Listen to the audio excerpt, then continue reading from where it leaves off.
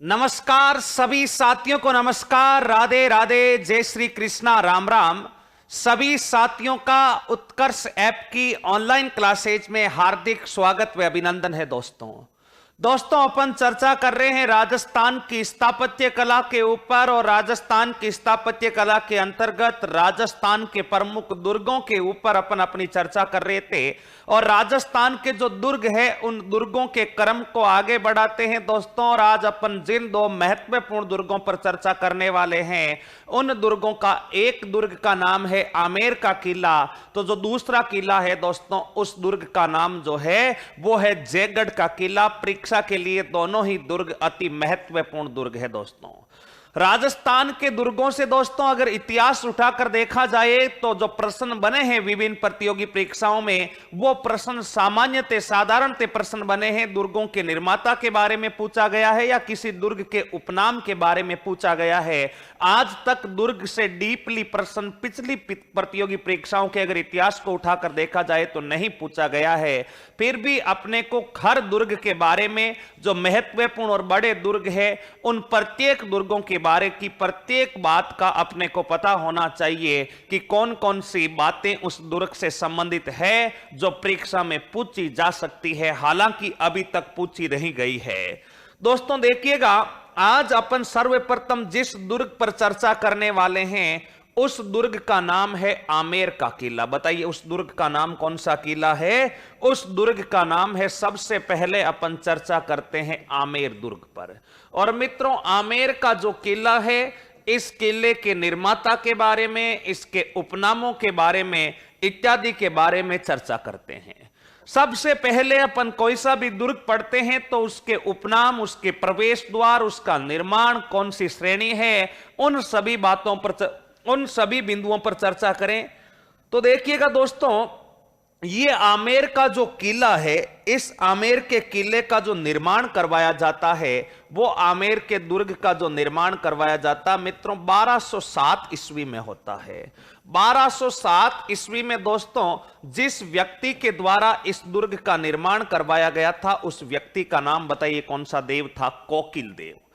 कोकिल देव कछावा वंश का शासक था जिसने 1207 ईस्वी में आमेर पर से जो मेणा जाती थी, सिसावत शाखा थी मेणाओं की, उन सिसावत मेणा जो थे उनका अधिकार था दोस्तों आमेर पर। कछावा राजवंश की अगर नींव की बात की जाए तो कछावा राजवंश की स्थापना दोस्तों 1137 ईस्वी में हुई थी दोसा में। और दोसा में जिस व्यक्ति ने कछावा राजवंश की स्थापना की थी उस व्यक्ति का नाम था दुल्ले राय, धोले राय अथवा तेजकरण। उसने दोस्तों दोसा पर अधिकार करके दोसा में नींव डाली। दोसा के बाद वही दुल्ले राय, धोले राय आगे बढ़ा था और आगे बढ़कर के मित्रों रामगढ़ पर अधिकार किया था। और रामगढ़ पर अधिकार करके रामगढ़ में कछावा राजवंश की कुल देवी जमुआई माता का मंदिर बनवाया था। इसी कारण उसी रामगढ़ का वर्तमान नाम बताओ क्या हो गया? जमुआ रामगढ़। क्यों हो गया? क्योंकि जमुआई माता का क्या स्थित है? मंदिर स्थित है। और मित्रों ये जो जमुआ रामगढ़ है वहां पर फूलों की खेती होती है, और फूलों की खेती के लिए पूरे राजस्थान में जो स्थान विख्यात है वो तो है पुष्कर, लेकिन डुंडाड़ में फूलों की खेती के लिए विख्यात स्थान है जमुआ रामगढ़। इस कारण डुंडाड़ का पुष्कर किसे कहा जाता है? जमुआ रामगढ़ को। इसी दुल्ले राय का वंशज आता मित्रों कोकिल देव। और कोकिल देव क्या करता? अपने राज्य का विस्तार करते हुए सिसावत मीणा जो थे उनको आमेर के आसपास से हटाता है और आमेर पर अधिकार करता है कोकिल देव। और कोकिल देव आमेर पर अधिकार करके आमेर के किले का निर्माण करवाता है और कछावाओं की जो नई राजधानी है वो भी आमेर को बनाता है। कछावाओं की प्रारंभिक राजधानी दोसा थी। दोसा के बाद में कछावाओं की राजधानी आमेर बनाने वाला शासक था कोकिल देव, और इसी कारण इस दुर्ग का निर्माता कोकिल देव को माना जाता है। जबकि अगर आपसे पूछा जाए कि इस आमेर दुर्ग का वास्तविक निर्माता किसे कहा जाता है तो दोस्तों इस दुर्ग का जो वास्तविक निर्माता है वो वास्तविक निर्माता मानसिंह प्रथम को कहा जाता है।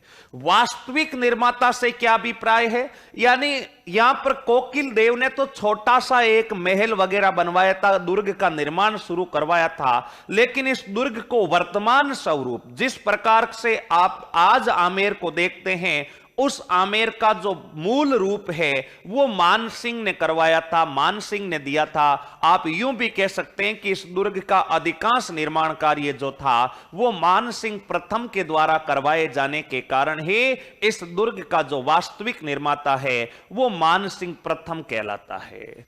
मित्रों, नंबर 3 पर अपन कोई सा भी दुर्ग हो उस दुर्ग की श्रेणी के बारे में चर्चा करते हैं, तो इस दुर्ग की श्रेणी भी कौन सी है आपको पता होना चाहिए। वैसे आमेर का किला एक हल्की छोटी पहाड़ी है, उस पहाड़ी का नाम है काली खो। बताओ, इसकी श्रेणी है गिरी, और जो दुर्ग गिरी श्रेणी के होते हैं उसका अर्थ होता पहाड़ी पर स्थित होना। और ये जो दुर्ग है ये बताओ कौन सी पहाड़ी पर स्थित है, काली खो पहाड़ी पर स्थित है। बताइएगा कौन सी पहाड़ी पर स्थित है, काली खो नामक एक पहाड़ी है, और उस काली खो नामक पहाड़ी पर स्थित ये दुर्ग है अपना। फिर कोई सा भी दुर्ग आता है तो उस दुर्ग के प्रवेश द्वार के बारे में अपन आवश्यक रूप से जानते हैं, और ये जो दुर्ग है इस दुर्ग का अगर आपसे प्रवेश द्वार पूछा जाए कि इस आमेर के दुर्ग का प्रवेश द्वार कौन सा है, तो मित्रों इस आमेर दुर्ग का प्रवेश द्वार कहलाता है गणेश पोल। बताइए आमेर दुर्ग का जो प्रवेश द्वार है वो कौन सी पोल कहलाता है, गणेश पोल कहलाता है। और जो गणेश पोल है इस गणेश पोल को ध्यान रखिएगा दोस्तों, एक इतिहासकार था फर्ग्यूसन, उसने विश्व का सबसे सुंदर दरवाजा कहा है। बताइए इतिहासकार का नाम क्या है, इतिहासकार का नाम है दोस्तों फर्ग्यूसन। इस फर्ग्यूसन ने विश्व का सबसे सुंदर दरवाजा, विश्व का सबसे सुंदर दरवाजा, बताओ विश्व का सबसे सुंदर दरवाजा कौन सा कहलाता है, विश्व का सबसे सुंदर दरवाजा कहलाता है गणेश पोल। और गणेश पोल को यह संज्ञा देने वाले इतिहासकार का नाम क्या है, फर्ग्यूसन। यानी कई है विश्व में दरवाजे तो, लेकिन जितना आकर्षक दरवाजा इस आमेर के किले का है उतना और किसी का नहीं है। निर्माता देख लिया, श्रेणी देख ली, प्रवेश द्वार देख लिया, तो मित्रों इस दुर्ग के उपनाम भी कुछ है क्या, बिल्कुल है। इस दुर्ग के उपनाम कौन कौन से हैं मित्रों, इसी गढ़ को कहा जाता है हाथियों का किला। बताइए इसी गढ़ को कौन सा किला कहा जाता है, इसी गढ़ को कहा जाता है मित्रों हाथियों का किला। और हाथियों का किला के नाम से हाथियों का किला क्यों कहा जाता है, क्योंकि यह दुर्ग हाथियों की सवारी के लिए प्रसिद्ध है, तो हाथियों का किला हो गया। मित्रों इसी दुर्ग को कहा जाता है अंबेवती दुर्ग। बताओ इसी दुर्ग को कौन सा दुर्ग कहा जाता है, अंबेवती दुर्ग। इसी दुर्ग को कहा जाता है अम्बरीश दुर्ग। बताओ इसी दुर्ग को कौन सा दुर्ग कहा जाता है, अम्बरीश दुर्ग। और मित्रों इसी दुर्ग को कहा जाता है अंबेपुर दुर्ग। बताओ इसी दुर्ग को कौन सा दुर्ग कहा जाता है, अंबेपुर दुर्ग। मित्रों ये हाथियों का किला तो आपको पता है, क्योंकि ये दुर्ग हाथियों की सवारी के लिए विख्यात है। यहां पर आने वाले पर्यटक हाथी पर बैठ करके सवारी करते हैं। अंबेवती, अम्बरीश और अंबेपुर क्यों कहा जाता है, क्योंकि आमेर जो था उस आमेर का दोस्तों, आमेर का नाम आमेर क्यों हुआ था, यहां पर एक ऋषि रहता था, उस ऋषि का नाम था अम्बरीश नामक ऋषि। अम्बरीश नामक ऋषि की तपोभूमि होने के कारण, उसका भक्ति स्थल होने के कारण इस क्षेत्र को अम्बरीशपुर, अंबेपुर इत्यादि नामों से अंबे जाना जाता है। इस कारण इस दुर्ग के उपनाम उस अम्बरीश नामक ऋषि के नाम पर अंबेवती दुर्ग, अम्बरीश दुर्ग और अंबेपुर दुर्ग हो जाता है। यह भी अपने को ध्यान रखना है। तो यह तो हुई दोस्तों इस दुर्ग के बारे में साधारण सी चर्चाएं कि दुर्ग का प्रवेश द्वार कौन सा है, निर्माण किसने करवाया, यहां तक का घटनाक्रम दोस्तों आप सभी को अच्छे से क्लियर होना चाहिए। एक एक बिंदु अपने को पता होना चाहिए। आमेर के दुर्ग की साधारण बातचीत करने के बाद में अपन इस दुर्ग के अंदर चलते हैं। इस दुर्ग के अंदर कौन कौन से महल मालिए हैं उनके बारे में चर्चा करते हैं। तो दोस्तों देखिएगा, साधारण स्ट्रक्चर पढ़ने के बाद में अपन इस दुर्ग के अंदर घुसते हैं और अंदर जाते हैं तो मित्रों यहां के प्रमुख महलों के बारे में चर्चा करते हैं। यानी आमेर दुर्ग के प्रमुख महल कौन कौन से हैं, इस दुर्ग के अंदर के जो महल हैं उन महलों के ऊपर चर्चा करें। तो आमेर के महलों में दोस्तों सबसे पहले आपको ध्यान रखना, एक है दीवान एक खास। एक महल का नाम बना हुआ है, इस महल का नाम बताइए दोस्तों कौन सा है? दीवान एक खास। दीवान एक खास एक महल है जहां पर विशिष्ट जो मेहमान आते थे उन मेहमानों का बैठने का स्थल था। एक सफेद संगमरमर से बना हुआ महल है। आप जैसे ही घुसेंगे आपको दीवान एक खास के मित्रों दर्शन होंगे और बड़ा भव्य महल है। और मित्रों कवि बिहारी ने तो दोस्तों इस महल को दर्पण महल भी कहा है। इस महल को बताओ कौन सा महल कहा है? इस महल को दर्पण महल कहा जाता। तो यहां पर लिख सकते हैं, अगर आपसे पूछे कि इसका निर्माण किसने करवाया तो आप निर्माण भी बता सकते हैं कि इसका निर्माण करवाया था मिर्जा जयसिंह ने। और मिर्जा जयसिंह का अर्थ है जयसिंह प्रथम। और इस महल को दोस्तों ध्यान रखिएगा, कवि बिहारी ने या माधव कवि ने मित्रों इस महल को दर्पण महल कहा है। बताओ इस महल को क्या कहा जाता है? इस महल को दर्पण महल कहा जाता। इस महल को दर्पण महल कहा जाता। दोस्तों दर्पण महल का अर्थ क्या है? दर्पण महल का अर्थ है कि दर्पण में आप अपना चेहरा देख सकते हैं।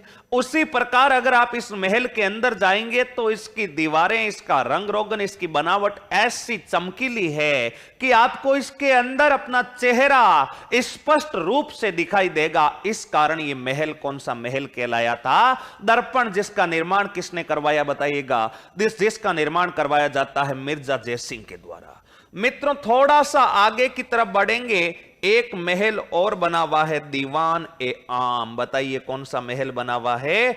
दीवान ए आम। और यहां पर दीवान ए आम जो है यहां पर भी साधारण लोगों की मुलाकातें होती थी। और यहां पर जयपुर राजघराने के जो रंगारंग कार्यक्रम होते थे वो रंगारंग कार्यक्रम भी इसी स्थान पर होते थे। और दीवान ए आम का जो निर्माण करवाया जाता है वो करवाया जाता है मिर्जा जयसिंह के द्वारा। बताइए किसके द्वारा करवाया जाता है? मिर्जा जयसिंह। हालांकि महलों के निर्माता याद नहीं रहे तो ज्यादा कोई दिक्कत वाली बात नहीं है, लेकिन दीवान ए खास और दीवान ए आम दोनों ही महलों का निर्माण किसके द्वारा करवाया जाता है? मिर्जा जयसिंह के द्वारा।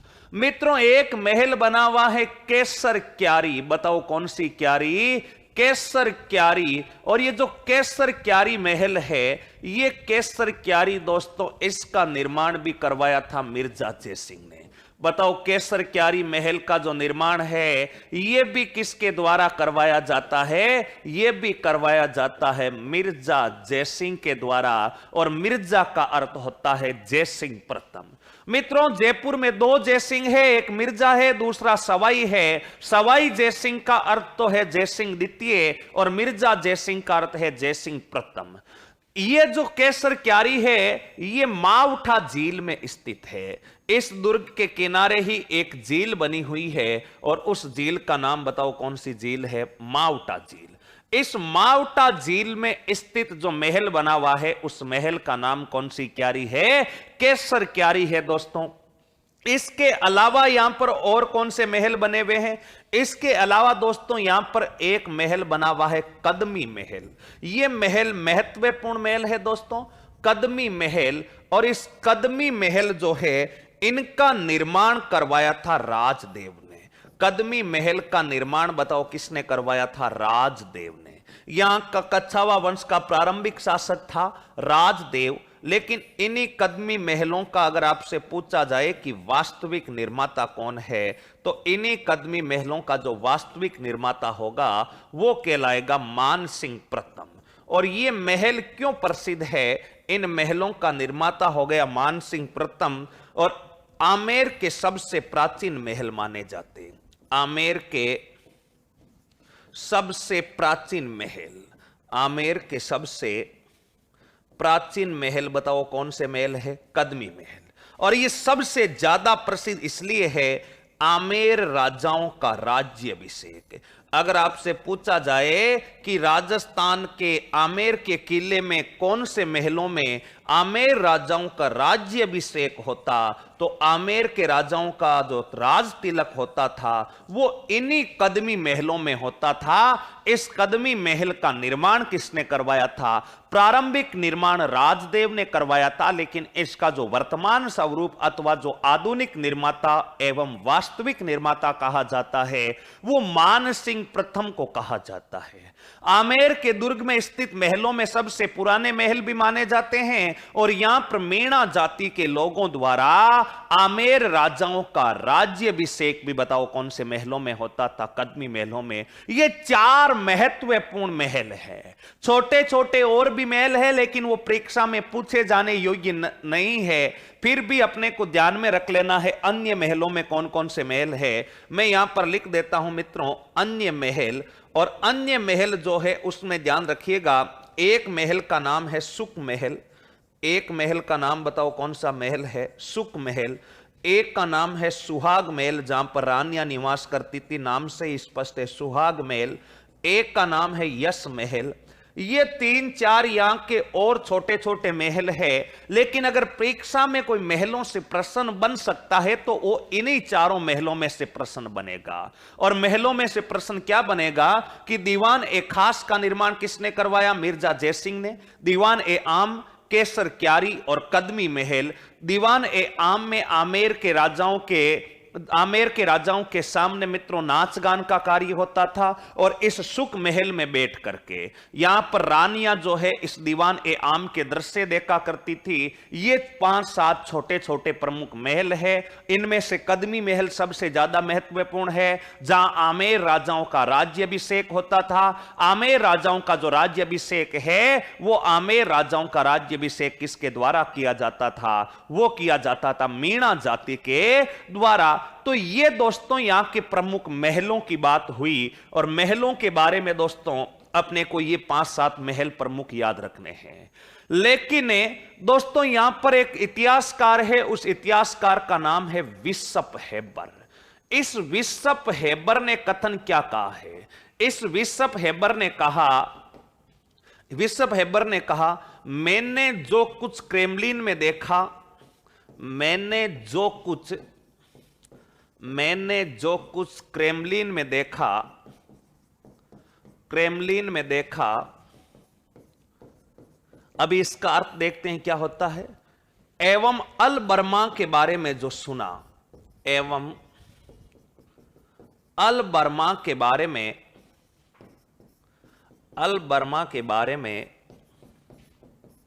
जो कुछ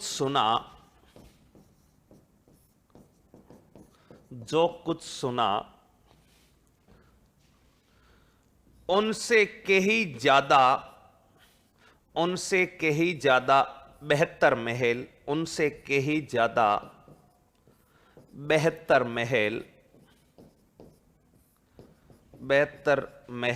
आमेर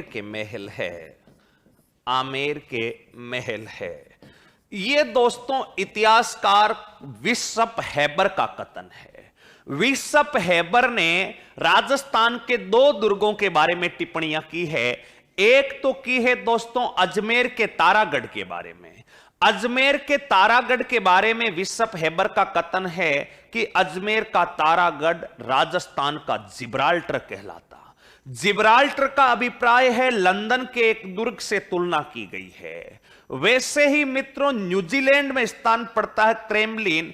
उस क्रेमलिन के महल, क्रेमलिन जो स्थान है, क्रेमलिन और अल बर्मा जो है, वहां के महल विश्व के सबसे अच्छे महल माने जाते हैं। लेकिन विशप हेबर आमेर के महलों को देख करके आश्चर्यचकित होता है, बड़ा अभिभूत होता है और कहता है कि जो मैंने क्रेमलिन के बारे में सुना और अल बर्मा के बारे में सुना था, उससे तो अच्छे कई ज्यादा अच्छे अपने कहां के महल है, आमेर के महल है। इस प्रकार के प्रश्न मित्रों कथन के रूप में परीक्षाओं में सीधे छप जाते हैं। तो ऐसा कथन कहने वाले इतिहासकार का नाम बताइए क्या था? बिशप हेबर था। और कौन से महलों के बारे में कहा है इसने? आमेर के महलों के बारे में। मित्रों यहां पर अपन ने महल देख लिए, इसके अलावा आमेर दुर्ग के प्रमुख मंदिर कौन कौन से हैं? आमेर दुर्ग में स्थित प्रमुख मंदिर कौन कौन से हैं, उन मंदिरों के ऊपर भी चर्चा कर लें, एक नजर डाल लें। आमेर में दोस्तों जो सबसे प्रमुख मंदिर बना हुआ है, वो सबसे प्रमुख मंदिर तो दोस्तों ध्यान रखिएगा शीला देवी का मंदिर है। बताओ सबसे प्रमुख जो मंदिर बना हुआ है वो मंदिर कौन सी देवी का है? शीला देवी का। ये रहा अपना शीला देवी का मंदिर। इस शीला देवी के मंदिर के बारे में दोस्तों ध्यान रखिएगा, शीला देवी मंदिर का जो निर्माण है वो किसके द्वारा करवाया जाता? ये है अपने शीला देवी का मंदिर। और मित्रों ये जो शीला देवी का मंदिर है, इसका जो निर्माण है वो करवाया जाता है मानसिंह प्रथम के द्वारा। इस मंदिर का निर्माण बताओ किसके द्वारा होता है? मानसिंह प्रथम के द्वारा। मित्रों ये जो शीला देवी है, ये शीला देवी आमेर राजाओं की अपने आराध्य देवी है। यहां पर लिख सकते हैं कछवाहा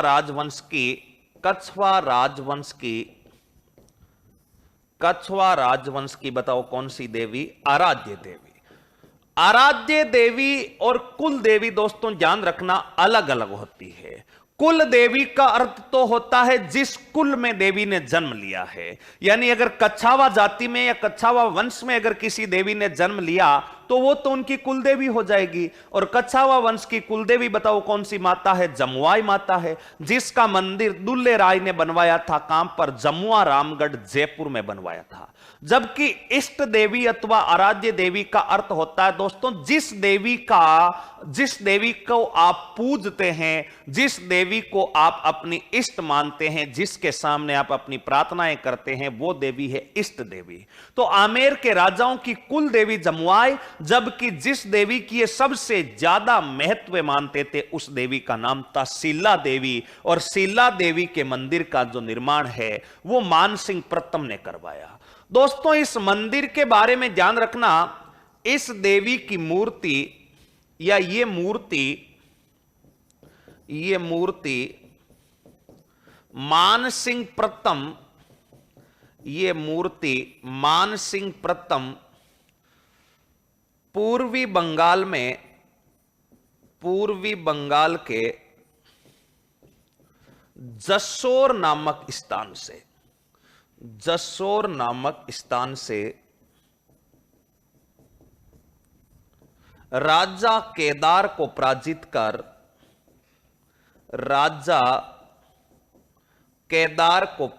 कर लाया।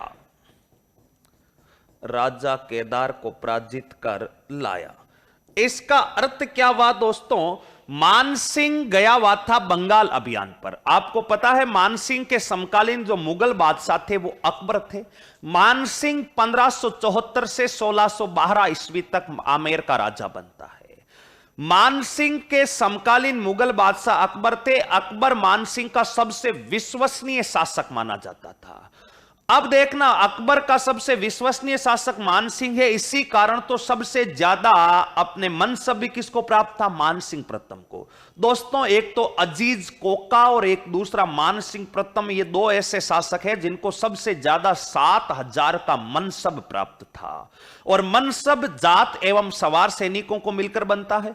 मुगलों के द्वारा जितना ज्यादा मनसब किसी शासक को दिया जाए आप समझ लीजिएगा उतना ही वो विश्वसनीय। अगर किसी का मनसब कम है किसी शासक का, तो इससे आप क्या अंदाजा लगा सकते हैं? आप अंदाजा लगा सकते हैं कि वो मुगलों का कम विश्वास पात्र शासक है। जैसे जैसे किसी शासक का मनसब बढ़ता जाता है तो वो मुगलों का विश्वसनीय शासक बनता जाता है। और सबसे ज्यादा मनसब किसका है इतिहास में? मानसिंह का है। तो सबसे ज्यादा विश्वसनीय शासक भी कौन था? मानसिंह।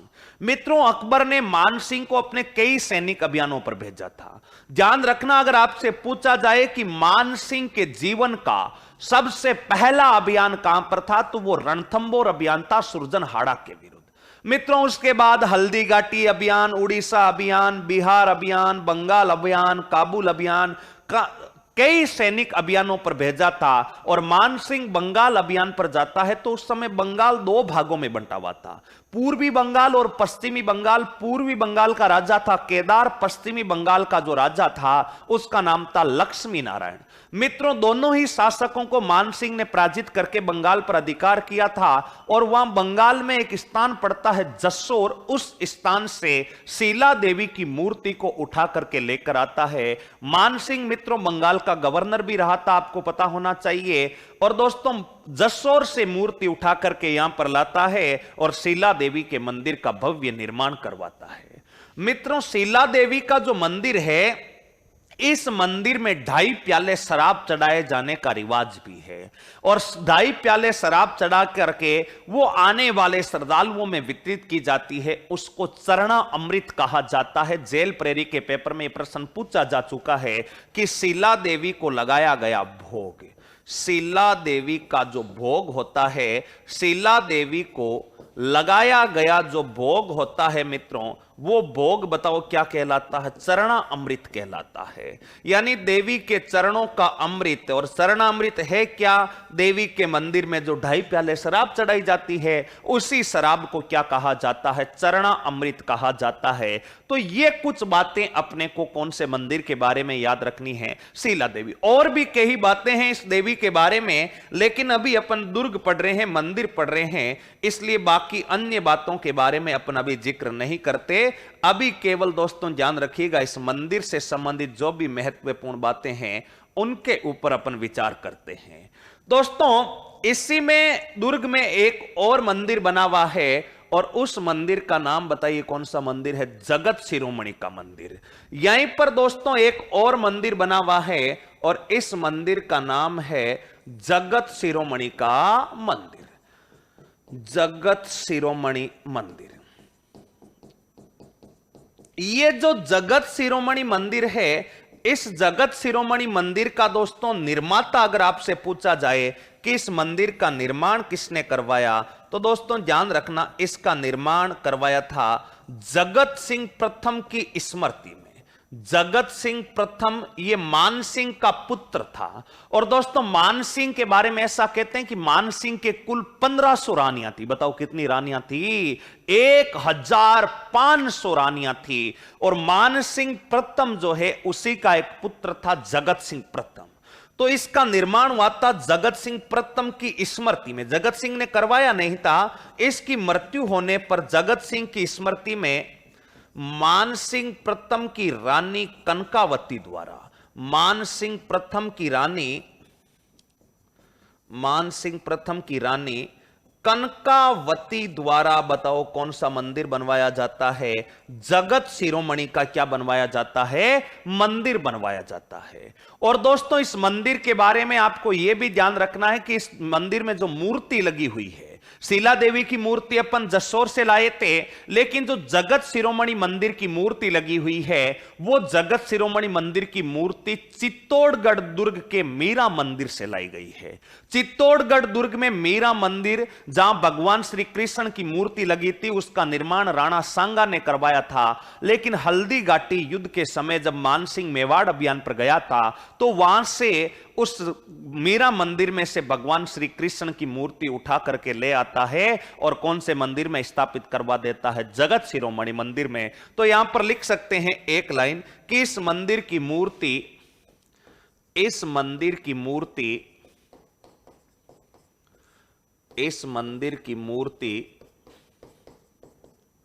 चित्तौड़गढ़ के मीरा मंदिर से लाई गई। चित्तौड़गढ़ के मीरा मंदिर से लाई गई। यहां पर जो मूर्ति लगी हुई है, वो मूर्ति बताओ किसकी मूर्ति है? भगवान श्री कृष्ण की मूर्ति है। ये दो प्रमुख मंदिर अपने को किसके बारे में, कौन से दुर्ग में याद रखने हैं? आमेर के किले में याद रखने हैं दोस्तों। एक का नाम तो हो गया शीला देवी, और दूसरा मंदिर बताओ कौन सा मंदिर है? जगत शिरोमणि मंदिर। दोनों मंदिर आशा करता हूं सभी को साथ के साथ याद भी हो गए होंगे। दो मंदिर है क्या? दो ही मंदिर है क्या गुरुजी? नहीं, और कई मंदिर है, लेकिन परीक्षा में पूछे जाने योग्य ये दो ही मंदिर है। अब कुछ अन्य मंदिर है, उनके बारे में और बातें कर लेता हूं मैं, और छोटी छोटी बातें जो भी बची हुई है आमेर के बारे में, उन बातों को करके इस आमेर के दुर्ग का विधिवत समापन करते हैं। तो दोस्तों देखिएगा, ये रहा अपना आमेर। आमेर में देखना दोस्तों, अन्य जो मंदिर है, उन अन्य मंदिरों में कौन कौन से मंदिर यहां पर शामिल है। एक मंदिर बना हुआ है दोस्तों सीताराम का मंदिर। बताओ किसका मंदिर बना हुआ है? सीताराम का मंदिर, यानी भगवान श्री राम और सीता का। क्यों है? क्योंकि कछावा जो राजवंश है वो मित्रों भगवान श्री राम के पुत्र कुश के वंशज माने जाते हैं, यानी रघुवंशी माने जाते हैं। और रघुवंशी होने के कारण राम और सीता का मंदिर भी बताओ कौन से दुर्ग में बना हुआ है? आमेर दुर्ग में। मित्रों इसके अलावा ध्यान रखिएगा, माधव बिहारी का मंदिर। बताओ कौन सा मंदिर बना हुआ है? माधव बिहारी मंदिर बना हुआ है। और भी कई छोटे छोटे मंदिर है, लेकिन चार प्रमुख मंदिर अपने को ध्यान रखने हैं। एक अपने लिख लिया शीला देवी का मंदिर, और एक अपन को पता होना चाहिए जगत शिरोमणि का मंदिर। ये चार प्रमुख अपने इस दुर्ग के क्या है? मंदिर है। ठीक बात है, मंदिर हो गए, महल हो गए, और गुरुजी बताओ दुर्ग में क्या बचा है? और कुछ नहीं बचा। आमेर के दुर्ग में और कुछ नहीं बचा है। कुछ 5-7 बातें और याद रख लें तो बेहतर होगा। मित्रों इस दुर्ग का परिवर्तित नाम, अगर आपसे पूछे कि इस दुर्ग का परिवर्तित नाम कौन सा था, तो इस दुर्ग का परिवर्तित नाम था मित्रों मोमिनाबाद। इस दुर्ग का परिवर्तित नाम बताओ कौन सा बाद था? मोमिनाबाद। अब आप कहेंगे मोमिनाबाद कैसे हुआ? मित्रों ये मोमिनाबाद 1707 ईस्वी में बहादुर शाह ने किया था। बताओ किसने किया था? बहादुर शाह ने। मुगल शासक था जिसका नाम था बहादुर शाह। मित्रों 1707 ईस्वी की घटना है। 1707 ईस्वी में 20 फरवरी 1707 ईस्वी को मुगल बादशाह औरंगजेब की मृत्यु होती है। और 20 फरवरी 1707 ईस्वी को जैसे ही मुगल बादशाह औरंगजेब की मृत्यु हुई, मृत्यु होने के पश्चात औरंगजेब के दो पुत्र, एक का नाम आजम और दूसरे का नाम मुआजम, आजम और मुआजम के बीच उत्तराधिकार को लेकर, शासक बनने को लेकर के संघर्ष होता है। और आजम और मुआजम के बीच जज्जौ का युद्ध, जज्जौ आगरा के निकट उत्तर प्रदेश में पड़ता है। 1707 ईस्वी में जज्जौ का युद्ध होता है आजम और मुआजम के बीच में। इस जज्जौ के युद्ध में आजम के पक्ष में लड़ने के लिए जोधपुर के महाराजा अजीत सिंह और जयपुर के शासक सवाई जय सिंह गए थे, जबकि मुआजम के समर्थन में लड़ने के लिए राजस्थान में से मेवाड़ के शासक अमर सिंह द्वितीय गए थे। और इस जज्जौ के युद्ध में मुआजम पराजित हो जाते हैं, और यही मुआजम बहादुर शाह के नाम से मुगल शासक बनता है। अब बताओ जब बहादुर शाह मुगल शासक बना, जो मुआजम है वो मुगल शासक बना, तो जयपुर और जोधपुर के साथ उसके रिश्ते कैसे होंगे?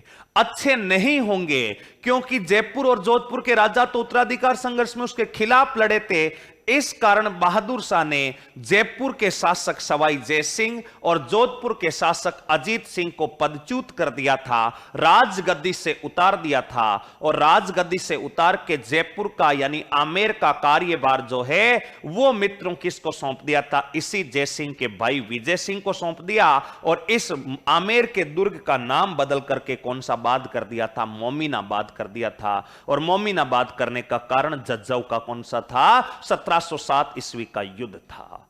दोस्तों राजस्थान में कई दुर्गों के नाम बदले हैं, वो सारे आपको पता होना चाहिए। आमेर के दुर्ग का नाम मोमिनाबाद किसने किया? बहादुर शाह ने। चित्तौड़गढ़ दुर्ग का नाम खिजराबाद किसने किया? अलाउद्दीन खिलजी ने। अपने सिवाना का खेराबाद अलाउद्दीन खिलजी ने। जालोर का जलालाबाद अलाउद्दीन खिलजी ने। और गागरोन का मुस्ताफाबाद महमूद खिलजी ने किया था, अलाउद्दीन खिलजी ने नहीं किया था। और इसके अलावा उदयपुर शहर का नाम बदल करके अकबर ने मोहम्मदी राज कर दिया था, मोहम्मद नगर कर दिया था। कौन सा नगर कर दिया था? मोहम्मद नगर। ये कुछ बदले हुए नाम है जो अपने को पता होना चाहिए। तो इस दुर्ग का परिवर्तित नाम याद रख दिया। मित्रों इस दुर्ग के किनारे माउठा झील स्थित है। बताओ इस दुर्ग के किनारे कौन सी झील स्थित है? माउठा झील स्थित है।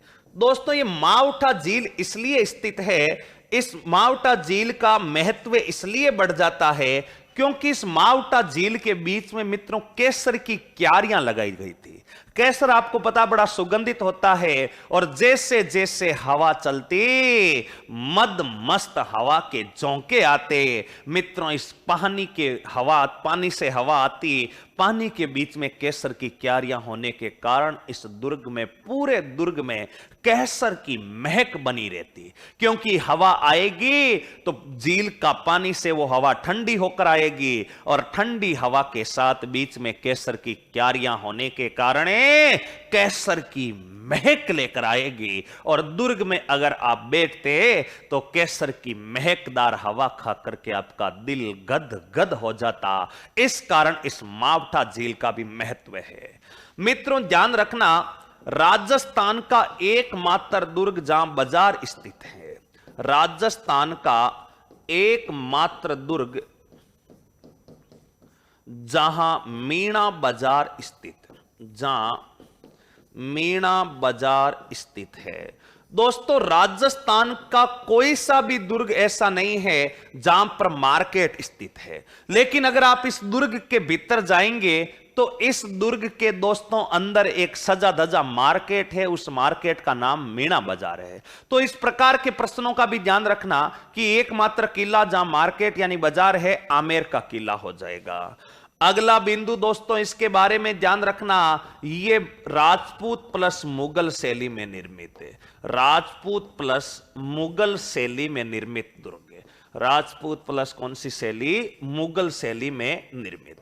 दोस्तों आपसे अगर एग्जामिनर पूछे कि राजस्थान के किस दुर्ग पर सर्वाधिक मुगल प्रभाव है, तो ध्यान रखिएगा आमेर का किला। जबकि पूर्ण रूप से मुगल शैली में निर्मित किला तो अकबर का किला अजमेर वाला हो जाएगा, जबकि मुगलों से सर्वाधिक प्रभावित किला कौन सा हो जाएगा? आमेर का किला। क्योंकि आमेर के राजा, आमेर का कछावा राजवंश मुगलों का सबसे करीबी राजवंश माना जाता है। देख लीजिए आप, मुगलों के साथ पहली बार राजपुताना के वो शासक जिसने वैवाहिक संबंध स्थापित किए कौन था? भारमल था। अपनी पुत्री हरकुबाई का 1562 ईस्वी में सांबर नामक स्थान पर मुगलों के साथ वैवाहिक संबंध स्थापित किए और मुगलों के साथ सबसे ज्यादा करीबियां बढ़ाई। तो आमेर के राजा मुगलों के सबसे करीब है, तो मुगलों का सर्वाधिक प्रभाव भी बताओ कौन से दुर्ग पर आएगा? आमेर दुर्ग पर आएगा। ये कुछ बातें दोस्तों अपने को कौन से दुर्ग के बारे में याद रखनी है? आमेर के किले के बारे में। यह था अपना मुख्य रूप से बताओ कौन सा किला? आमेर, जिसका निर्माण कौन करवाता है? कोकिल देव। जबकि वास्तविक निर्माता मानसिंह श्रेणी गिरी कौन सी पहाड़ी पर? कालीखो पहाड़ी पर। प्रवेश द्वार गणेश पोल, जिसको फर्ग्यूसन ने विश्व का सबसे सुंदर दरवाजा कहा। उसके बाद इस दुर्ग के महल देखे, महलों के बाद में मंदिर देखे, और मंदिरों के बाद में कुछ विशिष्ट बातें हैं वो अपने देखी। तो यहां तक आशा करता हूं सभी विद्यार्थियों को आमेर का किला अच्छे से क्लियर होना चाहिए दोस्तों।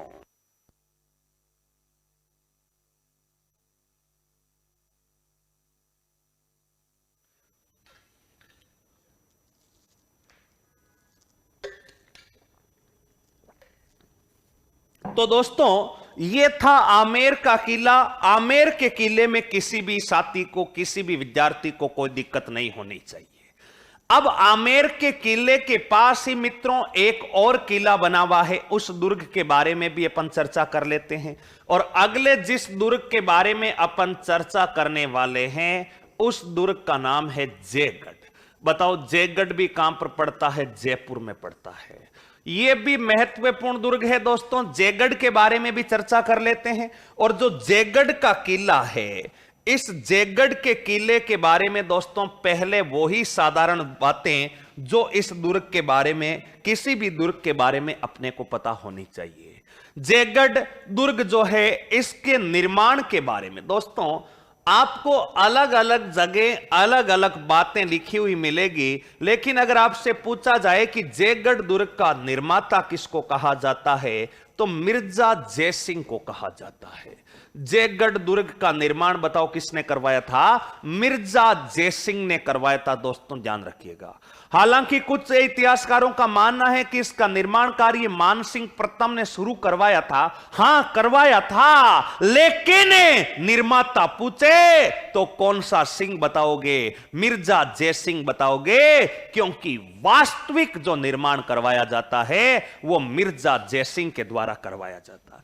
ठीक है गुरुजी, आप कह रहे हो तो मान लेंगे आपकी बात, तो हर बात हम वैसे भी मानते हैं। अरे माननी पड़ेगी, अगर नहीं मानोगे तो माइनस मार्किंग हो जाएगी। दोस्तों इस बात का ध्यान रखिएगा।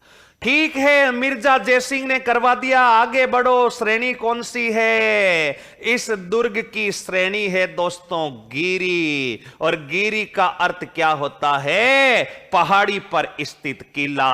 अगर श्रेणी गिरी है तो कौन सी पहाड़ी पर है यह भी बताओ। पहाड़ी जिसका नाम है मित्रों इग्गल की पहाड़ी। बताओ कौन सी पहाड़ी? इग्गल की पहाड़ी। लैब असिस्टेंट के पेपर में पूछा जा चुका है। इग्गल की पहाड़ी पर स्थित दुर्ग कौन सा दुर्ग है? इग्गल की पहाड़ी पर स्थित दुर्ग मित्रों जयगढ़ दुर्ग है। इसी इग्गल पहाड़ी का दूसरा नाम भी बताओ कौन सी पहाड़ी है? चील की पहाड़ी। तो इस दुर्ग का जो श्रेणी है वो गिरी हो जाएगी, इग्गल की पहाड़ी पर हो जाएगी अथवा चील की पहाड़ी पर। ठीक है, एंट्रेंस गेट कौन सा है? इसका मुख्य प्रवेश द्वार कौन सा है? तो मित्रों इस दुर्ग का मुख्य प्रवेश द्वार है डूंगर पोल। बताओ कौन सी पोल है?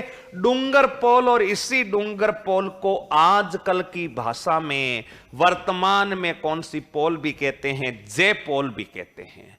इस जयगढ़ का जो प्रवेश द्वार है वो हो गया अपना डूंगर पोल अथवा जय पोल हो गया। श्रेणी हो गई गिरी। मित्रों निर्माण करवाया मिर्जा जयसिंह ने। दूसरी बात, इस दुर्ग का निर्माण क्यों करवाया? इस दुर्ग का निर्माण दोस्तों आमेर राज्य के राज खजाने को सुरक्षित रखने हेतु, आमेर राज्य के राज खजाने को सुरक्षित रखने हेतु बताओ क्या करवाया जाता है? निर्माण करवाया जाता है। यानी आमेर का जो भी धन संपदा है वो कौन से दुर्ग में रखी जाएगी? जयगढ़ में। ठीक है, उपनाम भी है क्या? बिल्कुल है मित्रों। उपनाम क्यों नहीं है? उपनाम क्या है? उपनाम है मित्रों इस दुर्ग को कहा जाता है चील का टीला। बताओ क्या कहा जाता है? चील का टीला। ये चील पहाड़ी पर स्थित और निर्माण आकृति भी चील पक्षी जैसी होने के कारण इसे क्या कहा जाता है? चील टीला कहा जाता है। नेक्स्ट कहा जाता है मित्रों शाही आवास। मित्रों इसी दुर्ग का दूसरा नाम है शाही आवास। शाही आवास का अर्थ क्या हो गया? यानी आमेर के राजाओं के जो भी घनिष्ठ दोस्त आते थे, घनिष्ठ मित्र आते थे, उन मित्रों को दोस्तों कहां पर ठहराया जाता था? जयगढ़ दुर्ग में ठहराया जाता था। नंबर 3, तोपों व सुरंगों का किला। बताओ किसका किला? तोपों व सुरंगों का किला। तोपों व सुरंगों का किला। इसका अर्थ क्या हुआ मित्रों? इस दुर्ग में एशिया का पहला तोप बनाने का कारखाना स्थापित किया गया। यहां पर कई प्रकार की तोपें रखी हुई है। यहां पर एशिया की सबसे बड़ी जेबान अथवा रणबंका तोप भी रखी हुई है। इस कारण यह जो दुर्ग है यह दुर्ग तोपों का किला कहलाता है। और तोपों का किले के अलावा भूमिगत सुरंगें भी बनी हुई है। यहां पर नीचे नोट लगा करके एक बात लिख लेना कि आमेर व जयगढ़ दुर्ग का आमेर दुर्ग व जयगढ़ दुर्ग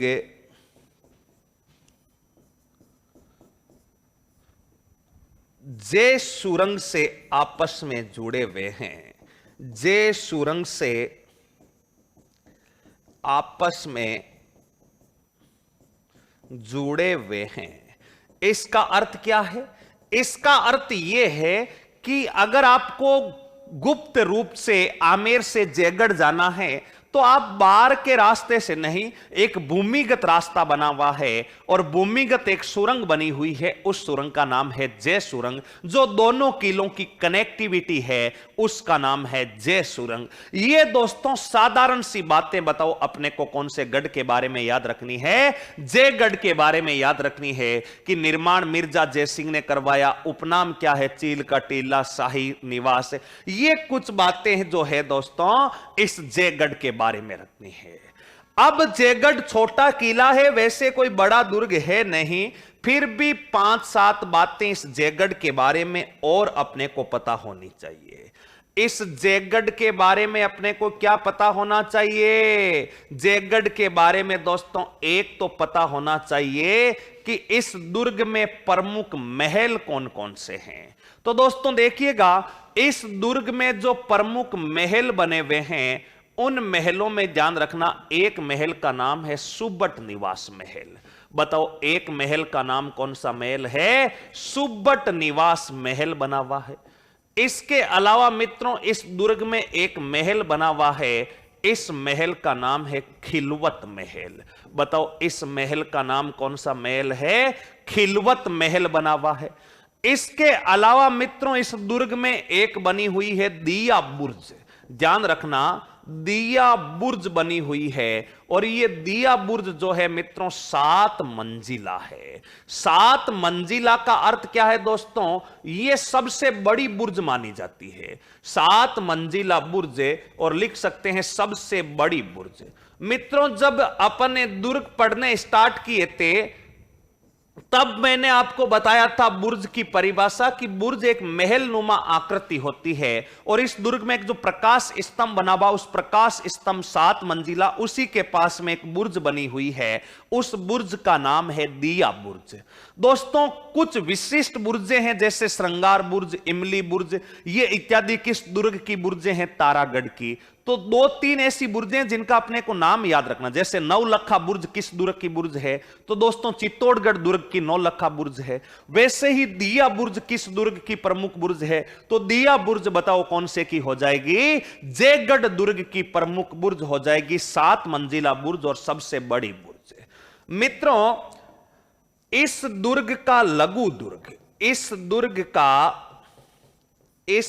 का लघु दुर्ग, बताओ इस दुर्ग का जो लघु दुर्ग है वो इस दुर्ग का लघु दुर्ग किसको कहा जाता है? विजयगढ़ी दुर्ग। बताओ इस दुर्ग का लघु दुर्ग कौन सा दुर्ग कहलाता है? विजयगढ़ी दुर्ग। दोस्तों लघु दुर्ग का अर्थ होता है किसी दुर्ग के अंदर कोई और दुर्ग बना हुआ होना। कमरे के अंदर कमरा लघु कमरा, किले के अंदर किला लघु किला, दुर्ग के अंदर दुर्ग लघु दुर्ग। इस जयगढ़ के अंदर एक छोटा सा और दुर्ग बना हुआ है, उस दुर्ग का नाम है विजयगढ़ी दुर्ग। और मित्रों इस दुर्ग का, विजयगढ़ी दुर्ग का निर्माण किसने करवाया? तो इस विजयगढ़ी दुर्ग का जो निर्माण करवाया जाता है वो दोस्तों सवाई जयसिंह के द्वारा करवाया जाता है। विजयगढ़ी दुर्ग का निर्माण सवाई जयसिंह के द्वारा करवाया जाता। क्यों करवाया जाता? इस दुर्ग में, कौन से दुर्ग में? इस विजयगढ़ी में, इस दुर्ग में विजय सिंह को कैद किया गया। इस दुर्ग में विजय सिंह को बताओ क्या किया गया? इस दुर्ग में विजय सिंह को कैद किया गया। विजय सिंह कौन है? ये विजय सिंह इन्हीं सवाई जयसिंह जी का छोटा भाई था। वो भाई जिसको अपने मुगल बादशाह बहादुर शाह ने आमेर का शासक भी बनाया था 1707 ईस्वी में। बाद में सवाई जयसिंह ने इसी विजय सिंह को कैद किया था और वो कैद कौन सी गढ़ी में किया था? विजयगढ़ी। सेकेंड ग्रेड के पेपर में प्रश्न पूछा जा चुका है कि सवाई जयसिंह ने अपने छोटे भाई को किस दुर्ग में कैद किया। तो दुर्ग तो जयगढ़ है, लेकिन जयगढ़ के अंदर भी छोटा दुर्ग कौन सा गढ़ी है? विजयगढ़ी। दोस्तों वो ऑप्शन में जयगढ़ और विजयगढ़ी दोनों ऑप्शन में देगा, तो ध्यान रखना जयगढ़ विकल्प नहीं होकर आपका सही कौन सा गढ़ी हो जाएगा? विजयगढ़ी। इस विजयगढ़ी का निर्माण किसने करवाया? सवाई जयसिंह ने, जहां पर विजय सिंह को कैद किया गया, इस कारण इसका नाम ही कौन सी गढ़ी हो गया? विजयगढ़ी। दोस्तों यहां पर प्रमुख मंदिर कौन कौन से हैं तो ध्यान रखना, यहां पर दोस्तों प्रमुख मंदिर बने हुए हैं। एक मंदिर का नाम है आराम मंदिर। दोस्तों एक मंदिर का नाम बताओ कौन सा मंदिर है? आराम मंदिर। और नंबर 2 का सूर्य मंदिर। सूर्य मंदिर बताओ अपने राजस्थान के कौन से गढ़ में बना हुआ है? जयगढ़ में बना हुआ है। एक बात ये अपने को इस दुर्ग के बारे में याद रखनी है। और क्या याद रखें तो दोस्तों इस जयगढ़ के बारे में ध्यान रखना, जयगढ़ का जो किला है, यह जयगढ़ के किले का निर्माण तो आमेर का राजकोष रखने के लिए किया गया था, लेकिन दोस्तों राजकोष रखा कहां जाएगा?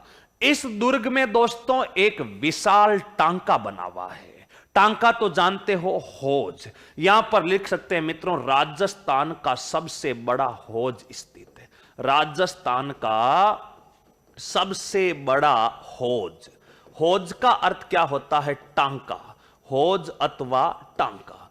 मित्रों इस हौज अथवा टांका की जो लंबाई है 155, 142 और 38, यानी 155 फीट लंबा, 142 फीट चौड़ा और 38 फीट गहरा यह टांका राजस्थान का सबसे बड़ा टांका माना जाता है। और इस टांके में मित्रों ऊपर तो पानी, टांका तो जानते हो ना, एक बनाया गया कुंड जिसमें जल संग्रहित किया जाता है, टांका कहलाता। हौज, हौद अपन राजस्थानी भाषा में अलग अलग नामों से जानते हैं। इसमें ऊपर तो पानी रहता और पानी के नीचे आमेर के राजा अपने खजाने को जमीन में खोद करके रखते थे इसी हौज में।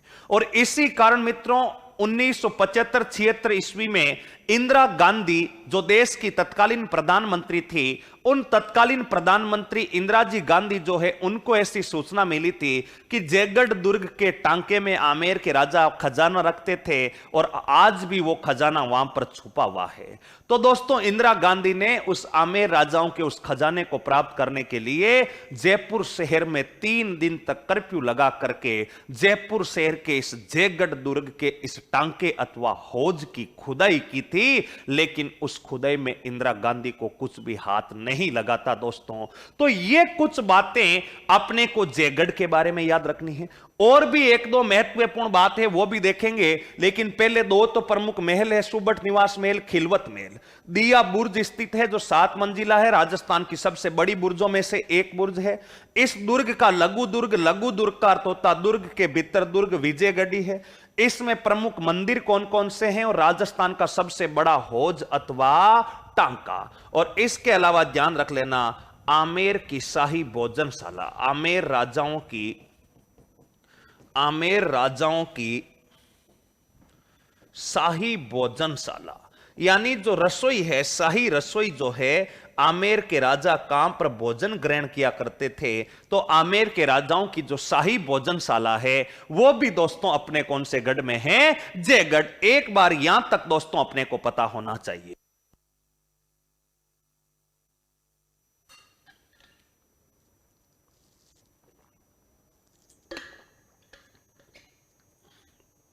तो ये हुई अपने जयगढ़ दुर्ग की बात। जयगढ़ दुर्ग में और क्या क्या स्थित है तो जयगढ़ दुर्ग में दोस्तों ध्यान रखना, अब जो सबसे महत्वपूर्ण बिंदु है वो लास्ट बिंदु आपको इस जयगढ़ के बारे में याद रखना है कि ये जो जयगढ़ है, इस जयगढ़ दुर्ग में एक तोप है और उस तोप का नाम है जय बाण अथवा रणबंका। बताओ ये जो तोप है, इस तोप का नाम कौन सी तोप है? जय बाण अथवा रणबंका तोप। मित्रों जय बाण अथवा रणबंका तोप जो है वो अपने कौन से गढ़ में बनी हुई है? जयगढ़ में। मित्रों ये विश्व की सबसे बड़ी, एशिया की सबसे बड़ी तोप मानी जाती है। बताओ तोप जो है एशिया की सबसे बड़ी तोप, एशिया की सबसे बड़ी तोप अगर आपसे पूछा जाए तो एशिया की सबसे बड़ी तोप बताओ कौन सी तोप है? जय बाण अथवा रणबंका तोप है दोस्तों, यह भी ध्यान रखिएगा। यह जो तोप है इसका निर्माण किसने करवाया? दोस्तों इसका जो निर्माण करवाया था 1740 ईस्वी में सवाई जयसिंह के द्वारा। इस तोप का निर्माण 1740 ईस्वी में किसके द्वारा करवाया गया था? सवाई जयसिंह। यह जो तोप है, इस तोप का वजन है 50 टन। दोस्तों 1 टन में 10 क्विंटल होता है और 50 टन यानी 500 क्विंटल वजनी तोप और ये जयगढ़ के ऊपर रखी गई है। अब आपके मन में यहां से एक प्रश्न आना स्वाभाविक है कि फिर इतनी बड़ी इतनी वजनी ये तोप है तो फिर इसको ऊपर रखा कैसे गया। मित्रों उस समय क्रेन की सुविधा भी नहीं थी। दोस्तों ये तोप यहीं पर बनाई गई थी, यानी तोप बनाने का पहला कारखाना जो है वो भी मित्रों यहीं पर बनाया गया था, यह भी ध्यान रखना। इससे दागे गया जो गोला होता है उस गोले का वजन दोस्तों अगर आपसे पूछा जाए कि गोले का वजन कितना, 50 केजी। यानी इससे जो गोला चलाया जाता था, जो गोला दागा जाता था, वो गोले का वजन कितना केजी होता था, 50 केजी इसके गोले का भी वजन होता था। मित्रों इस तोप के नली की व्यास कितनी है? नली का व्यास अगर आपसे पूछा जाए तो नली का व्यास मित्रों 1.6 मीटर है, यानी आगे से 1.6 मीटर चौड़ा नाल है इसका जिसमें से गोला दागा जाता है। और अगर आपसे पूछे कि इसकी लंबाई कितनी है तो मित्रों ध्यान रखना इसकी लंबाई जो है 30 फीट जो है इसकी क्या मानी जाती है? लंबाई मानी जाती है। यह भी अपने को ध्यान रखना है। यह कुछ तोप के बारे में सामान्य जानकारी। एशिया की सबसे बड़ी तोप जिसका नाम है जय बाण अथवा रणबंका, निर्माण इस तोप का सवाई जयसिंह ने 1740 ईस्वी में करवाया। दोस्तों ये तोप इतिहास में केवल और केवल कितनी बार चलाई गई है? एक ही बार चलाई गई है। जब इस तोप को एक बार चलाया गया था तब इस तोप की गर्जना इतनी जोर की हुई, यानी तोप के चलने की आवाज इतनी जोर से आई कि मित्रों इस तोप की गर्जना से पशु पक्षियों के गर्भपात तक हो गए।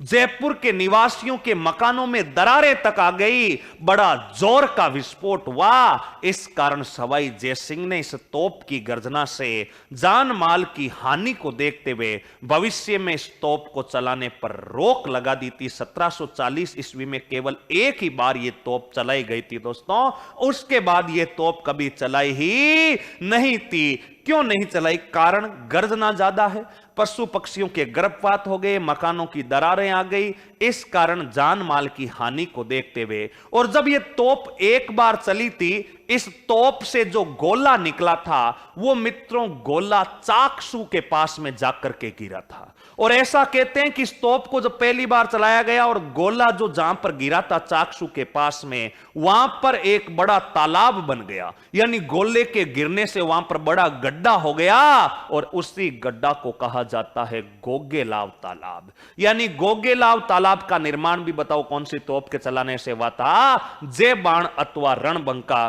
तो यहां पर लिख सकते हैं इस तोप को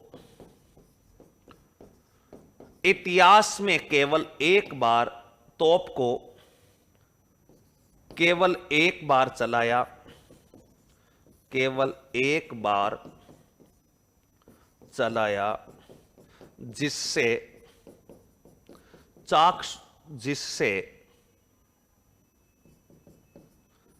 चाकसू के पास, चाकसू जयपुर में पड़ता है जहां शीतला माता का मंदिर बना हुआ है, चाकसू के पास गोगेलाव तालाब का निर्माण हुआ। बताओ गोगेलाव तालाब का क्या होता है? निर्माण होता है दोस्तों, ध्यान रखना। यानी जहां पर गोला गिरा वहां पर एक गहरा गड्ढा हो गया और उस तालाब का नाम बताओ कौन सा तालाब हो गया? गोगेलाव। और एक बिंदु और याद रख लेना कि एशिया का पहला तोपखाना, एशिया का पहला तोप बनाने का कारखाना, एशिया का पहला तोप बनाने का जो कारखाना है वो तोप बनाने का कारखाना भी बताओ दोस्तों कौन से दुर्ग में लगाया गया? वो कारखाना इसी दुर्ग में स्थापित किया गया था। ये कुछ बातें जो है वो अपने को जयगढ़ दुर्ग के बारे में क्या रखनी है दोस्तों? याद। तो ये है दोस्तों अपने प्रमुख रूप से आमेर का किला और जयगढ़ का किला। आमेर के बारे में महल मालियों का ध्यान रखना, मंदिरों का ध्यान रखना, और इस जयगढ़ जयगढ़ में मित्रों स्तूप का विशेष ध्यान रखना। इसके अलावा यहां पर 2 प्रमुख मंदिर है, आराम मंदिर, सूर्य मंदिर, सुबट निवास महल। अपने सुबट निवास महल के अलावा मित्रों ध्यान रखना खिलवत महल है। दोस्तों इसमें जो महल है यहां पर एक बिंदु और ध्यान रखना, 4 बाग शैली का उद्यान लगा हुआ है। यह उद्यानों की एक विशिष्ट शैली होती है।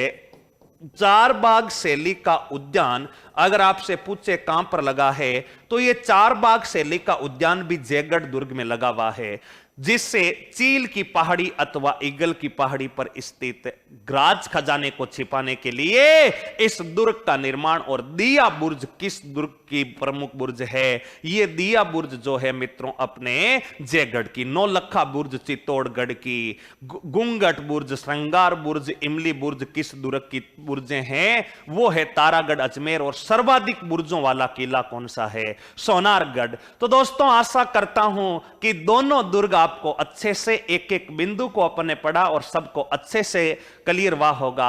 यहां पर दोस्तों अपने राजस्थान के आमेर और जयगढ़ का किला समाप्त होता है।